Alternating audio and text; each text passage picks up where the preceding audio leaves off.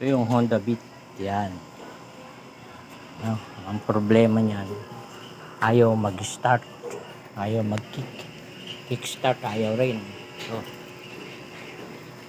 ayaw din niya ng kickstart. Yung problema niyan. Pero, dito, pag in-start mo rito, ayaw niya.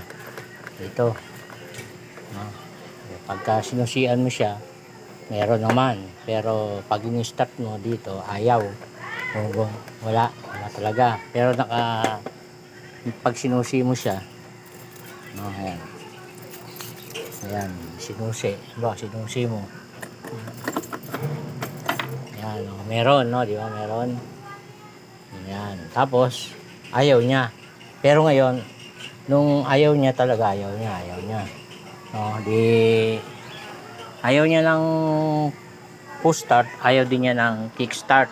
No, itong kickstart ayaw din niya. No, kahit padyakan mo ng padyakan niya, maubos na yung ano ba diyan, lakas mo. Pero ayaw pa rin niya. No, ayaw. Sa salta, may power, walang push start, walang kickstart. Pero ngayon tingnan mo start. Okay, start natin. Ayan. Ayan, okay? Yun, okay. O, start mo na ngayon. One click na. Nakabalik na siya. Ayan. Nakabalik na siya. Under na yung ating motor na Honda Beat. No? Tuturo ko lang sa inyo kung ano yung naging sira nito. Ito yung common, no? Common na sira ng Honda Beat. Pati kickstart na, gumagana na yung kickstart niya. Okay?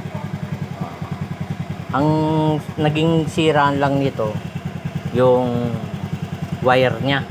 Dito, yung wire niya dito, na nakakonekta sa line ng switch ba? Yung starter niya. Yung switch nun, yung sa push button niya pala. Yung sa switch, tapos sa push button niya, ito nag-o-on naman to eh. Dito putol, no, may umido na. Yan, yun lang pala sira ito. Kaya pagka nagka-problema kay Honda Beat ganun, dito nyo lang anuhin, dito nyo lang tignan. At the same time, yung kickstart nya, kasi pag mahina yung baterya mo, tas wala kang hindi gumagamit ng, hindi kaya nang i-push to, pag mahina yung baterya, hindi rin ma-kick yan, maubos yung lakas mo dyan, hindi yan ma-kick, no? Ngayon nagpalit ako ng baterya. Yan, baterya niya, bago yung baterya niyan. Yan, no? Ito yung bagong baterya, nakalagay na dyan. Peltang ko ng bagong baterya. Ito, ganito tatak. Yan. Ito yung luma, yung pinagpalitan ko. Yan. Para makita nyo, para susunod kayo rin, marunong rin kayo. Yan yung baterya. Ito yung luma. Yan. Yan yung luma. Ito yung bago, yung pinalit ko. Laman ngayon ito. Kaya kailangan magpapalit din kayo ng baterya para mag-kickstart siya, tsaka mag-push siya. Ito, push. Yan.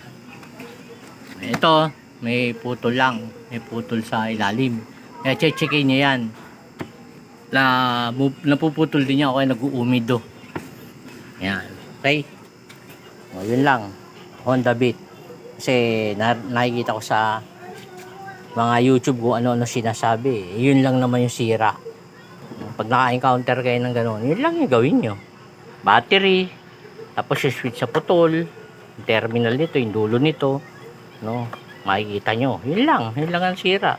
Tapos na. Makikita nyo, one click na. O, ulitin natin, no? One click na ulit.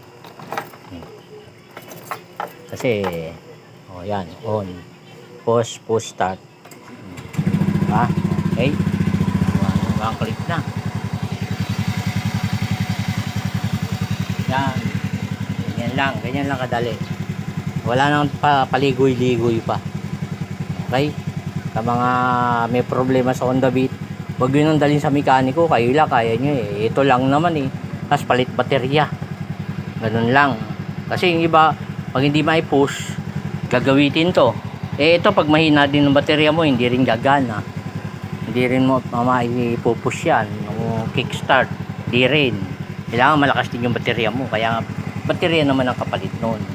Okay? Okay, mga ka-master. Okay, bye.